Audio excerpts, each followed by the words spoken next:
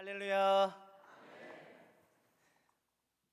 먼저 우리 사랑하는 성도님들, 이 어려운 세대 가운데 총회장으로 취임하신 우리 담임 목사님을 위해 한 마음으로 기도해 주시기 바랍니다. 그래서 우리 목사님을 통해 우리 기장 교단이 하나님의 정의와 공의가 새롭게 세워지는 한 해가 되기를 소망합니다. 다시 한번 총회장으로 취임하셔서 한 해 동안 수고하실 우리 목사님께 뜨거운 박수로 축하해 주시기 바랍니다. 감사합니다. 시간이 가능하신 분들은 2부 예배에 취임 감사 예식도 참여해 주시면 더 감사하겠습니다. 오늘 우리가 읽은 시편 69편의 소제목이 있습니다. 시련과 치욕 가운데서 라고 되어 있습니다. 오늘 우리가 다 읽지는 않았지만 시편 69편 전반부의 내용은 하나님 앞에 자신의 상황을 아뢰며 이 모든 상황 가운데에서 하나님의 응답을 소원하는 탄원시의 형식으로 되어 있습니다. 그런데 오늘 우리가 함께 읽은 30절부터의 말씀은 탄원시에서 변화된 감사의 시로 기록이 되어 있음을 보게 됩니다. 시편의 저자인 다윗은 감사를 드리는 시점, 우리가 주목해 보아야 합니다. 지금 현재 그의 상황이 조금 더 나아졌습니까? 아닙니다. 그는 여전히 수렁 가운데, 깊은 물 가운데 빠져 있는 그 상황 그대로입니다. 그를 압제하는 원수는 심판을 받지 않은 상황입니다. 그가 처음에 기도를 시작할 때의 모습 그대로인 것입니다. 모든 상황이 이전보다도 조금도 좋아지거나 나아진 것이 없는 그런 상황인 것입니다. 그럼에도 불구하고 시편의 저자는 하나님께 감사하고 있습니다. 우리 30절과 31절 말씀 다시 한번 읽겠습니다. 내가 노래로 하나님의 이름을 찬송하며 감사함으로 하나님을 위대하시다 하리니 이것이 소 곧 뿔과 굽이 있는 황소를 드림보다 여호와를 더욱 기쁘시게 함이 될 것이라. 아멘. 이 고백에 다윗의 믿음의 위대함이 있습니다. 믿고 간구한 것은 하나님께서 들으신 줄 알고 감사하는 믿음입니다. 그가 지금 비록 쫓겨서 밤이슬에 옷이 젖고 있지만 자신을 둘러싸고 있는 모든 상황이 조금도 나아지지는 않았지만 내 사정을 주님께서 아셨고 내 기도를 들으셨기 때문에 감사하고 있는 것입니다. 모든 상황을 뛰어넘는 초월적인 감사인 것입니다. 이것이 오늘을 생애 최고의 날로 만드는 비밀입니다. 내 기도에 응답하실 것을 믿기에 평안할 수 있다는 것입니다. 우리는 오늘 말씀 앞에 우리의 삶을 돌아봅니다. 과연 우리는 어떻습니까? 우리는 우리의 삶에서 우리의 간구가 응답된 후에야 감사하지는 않습니까? 무엇인가 내 상황이 변하고 좋아져야만 하나님이 내 기도에 응답하셨다 말하지는 않습니까? 그러나 다윗의 믿음은 응답받을 것을 바라보며 감사할 수 있는 미래적 신앙을 가지고 있는 것입니다. 우리에게도 이러한 미래적 신앙이 필요합니다. 아직 우리가 천국에 가지 않았지만 마치 천국을 소유한 기쁨 가운데 감사하며 사는 신앙입니다. 아직 우리가 부활하지 않았지만 부활의 능력을 믿고 감사하며 사는 사람입니다. 아직 우리의 기도가 응답되지 않았지만 이미 응답되어 그것을 누리며 감사하며 사는 그러한 믿음으로 살아가야 한다는 것입니다. 아직은 아니지만 이미 얻은 것처럼 하나님께 감사하는 이 선취적 신앙으로 살아간다면 이 세상 가운데 하나님을 믿는 자녀로서의 삶을 온전히 감당할 수 있을 것입니다. 매일의 삶이 힘들고 어려운 상황 가운데 있더라도 우리는 믿음과 소망 가운데 감사하는 삶을 살 수 있게 된다는 것입니다. 바라기는 우리 모두가 하나님 앞에서 다윗과 같은 이 선취적인 믿음으로 기도하는 귀하고 복된 삶을 살아가시기를 주님의 이름으로 축원합니다. 그렇다면 우리는 어떻게 감사해야 할까요? 첫째로, 사실에 대한 태도의 변화가 우리의 삶을 감사하게 만듭니다. 오늘 본문에서 다윗의 환경은 조금도 변한 것이 없습니다. 하나님 앞에 기도하는 가운데 변화된 것이 있다면 그것은 바로 자신이 처한 이 환경에 대한 자신의 생각과 태도가 변한 것입니다. 이제 더 이상 자신이 처한 이 환경을 원망하지 않습니다. 어렵고 힘든 그 환경을 불평하지 않습니다. 환경에 대해 기도를 시작합니다. 사실에 대한 본인의 태도가 변화된 것입니다. 기도하기 전에 환경이 암담했습니다. 그러나 기도하는 중에 이 미래적인 신앙과 믿음을 가지게 되고, 기도하는 중에 탄원 기도는 감사의 기도로 변화된 것입니다. 사실에 대한 태도의 변화란 결국 은혜를 새기는 마음입니다. 시편의 저자는 내게 주신 은혜를 무엇으로 보답할꼬 이렇게 고백합니다. 하나님의 은혜에 대한 보답의 마음이 곧 환경을 초월한 감사의 고백으로 나타나게 된 것입니다. 사람은 누구나 다 은혜를 입고 살아갑니다. 홀로 살아갈 수 있는 사람은 아무도 없습니다. 사람은 은혜를 입고 또 은혜를 베풀며 살게 되어 있습니다. 은혜에 보답하고자 살아가는 마음은 우리의 삶을 늘 풍성하게 만듭니다. 우리가 받은 만남의 은혜, 삶의 은혜, 가정의 은혜 등 온갖 은혜에 대하여 날마다 감사하는 마음을 가지는 것은 좋은 일입니다. 그 외에도 우리 주위에는 많은 사람들이 우리를 도와주고 있습니다. 이들이 행하는 일에 대하여 보답하는 마음을 가지는 것이 좋습니다. 이런 태도가 하나님을 기쁘시게 해드리는 것입니다. 사랑하는 우리 성도님들, 오늘 본문 30절과 31절 마음을 다시 한번 마음에 새겨봅니다. 함께 읽겠습니다. 내가 노래로 하나님의 이름을 찬송하며 감사함으로 하나님을 위대하시다 하리니 이것이 소 곧 뿔과 굽이 있는 황소를 드림보다 여호와를 더욱 기쁘시게 함이 될 것이라. 아멘. 사람에 대한 태도의 변화가 또한 우리의 삶을 감사하게 합니다. 다윗은 자기의 원수들을 자기가 직접 갚으려고 하지 않았습니다. 공의로우신 하나님의 손에 맡깁니다. 원수들의 사악함을 들어 그들에게 대한 하나님의 보응을 기도하며 기다립니다. 사람에 대한 태도가 변해야 우리의 삶이 감사할 수 있습니다. 우리가 사람에 대한 태도가 달라지면 감사하는 마음이 생기고, 그 감사하는 마음이 생기면 그 사람을 변화시키게 됩니다. 우리를 도와주는 작은 사람에게까지도 우리가 은혜를 잊지 않고 사람에 대한 바른 태도를 가지면 우리의 삶에 화평한 삶이 시작됩니다. 감사하는 마음, 감사할 줄 아는 사람에게는 두 가지 장점이 있습니다.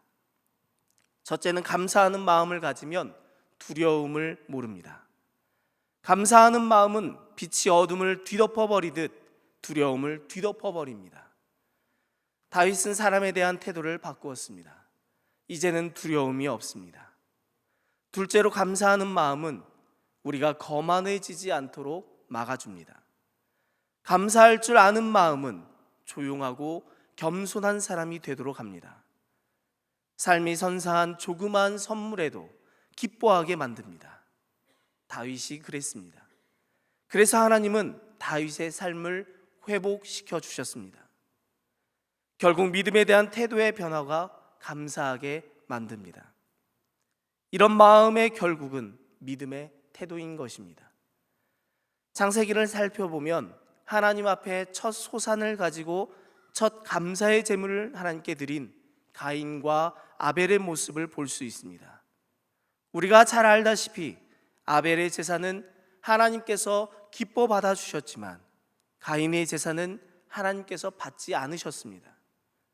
가인과 아벨 모두 자신이 수고한 첫 소산을 가지고 하나님께 제사를 드렸지만 아벨의 제사를 받으신 것은 그의 제사가 믿음의 제사였기 때문이라고 히브리서 기자는 증거합니다. 감사는 곧 믿음으로 드려야 하는 것입니다. 빌립보서 4장 6절은 말씀합니다. 아무것도 염려하지 말고 오직 모든 일에 기도와 간구로 너희 구할 것을 감사함으로 아뢰라. 기도는 흔히 자신들의 삶의 부족함을 느끼고 그 부족함 때문에, 하지만 부족한 가운데에서도 감사함으로 할 때 우리 하나님께서 그 기도를 들으신다는 것입니다. 삶의 부족도 역경도 고난도 다 하나님의 은혜입니다. 하나님께서 허락하시지 않는다면 우리의 인생에 어려움도 역경도 고난도 없습니다. 내가 노래로 하나님의 이름을 찬송하며 감사함으로 하나님을 위대하시다 하리니 이것이 소 곧 뿔과 굽이 있는 황소를 드림보다 여호와를 더욱 기쁘시게 함이 될 것이라. 아멘. 감사함으로 하나님은 위대하시다 하는 것이 뿔과 굽이 있는 황소를 드림보다 여호와 하나님을 더욱 기쁘시게 합니다 라는 말씀입니다. 또 감사로 제사를 드리는 자가 하나님을 영화롭게 하나니 라는 말씀이 있습니다. 하나님을 영화롭게 한다는 말씀은 하나님을 기쁘시게 한다는 것입니다. 우리 하나님도 기쁨이 절정에 달하면 춤을 추실 것입니다. 하나님을 춤추게 하는 것이 바로 우리들의 감사의 고백인 것입니다. 사랑하는 우리 성도님들, 매일의 삶 가운데 감사의 고백이 마르지 않는 샘과 같이 날마다 샘솟으시길 주님의 이름으로 축원합니다. 옛 어른들의 말씀은 우리가 인생을 살다 보면 참 맞는 말씀인 것을 새삼 깨닫게 됩니다. 여러 말씀들 가운데 원수는 물에 새기고 은혜는 돌에 새겨라 라는 말이 있습니다. 그런데 어떻죠? 많은 사람들이 인생을 살아가며 은혜는 물에 새겨 흘려보내고 우리를 힘들게 하는 원수는 돌에 새겨 절대 용서하지 않고 평생을 원망하며 저주하며 살아갑니다. 이러한 삶의 모습은 하나님과의 관계에서도 나타납니다. 하나님께서 우리에게 베풀어 주신 은혜가 참으로 많고 많은데 우리는 그것을 은혜로 생각하지 못합니다. 그리고 힘들고 어려운 일만을 계속 붙잡고 묵상하며 생각합니다. 그 속에 숨어있는 하나님의 뜻도 발견하려고 노력하지 않습니다. 그리고는 원망과 불편만 해댑니다.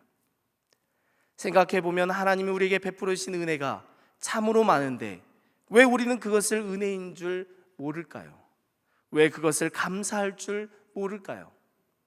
그것은 바로 하나님이 베풀어 주신 은혜를 순간순간 흘러가는 물에 새겨 잊어버리기 때문인 것입니다. 은혜는 물에 새겨 흘려보내고 하나님이 우리가 원하는 대로 행하시지 않으신 일들, 아직까지도 들어주시지 않은 기도의 제목들만을 마음에 새기고 있으니 우리가 하나님 앞에 온전한 감사의 고백으로 나아가지 못하는 것입니다. 바라기는 사랑하는 우리 성도님들, 하나님이 베풀어 주신 은혜를 마음의 반석에 깊이 새기시는 우리 성도님들 되시길 축원합니다. 그리하여 우리의 삶 가운데 하나님이 행하신 놀라운 일, 베풀어 주신 크신 은혜를 늘 기억하며 감사의 고백으로 하나님의 기쁨이 되는 삶을 살아가시길 주님의 이름으로 축원합니다. 감사의 고백에는 놀라운 능력이 있습니다. 한 예를 들어보겠습니다. 제 첫째 아들 하준이에게 어느 날 할아버지가 찾아오셔서 장난감 선물을 사주셨습니다. 평소 하준이가 갖고 싶어 하던 장난감을 사주셨기에 하준이는 무척이나 기뻐했습니다.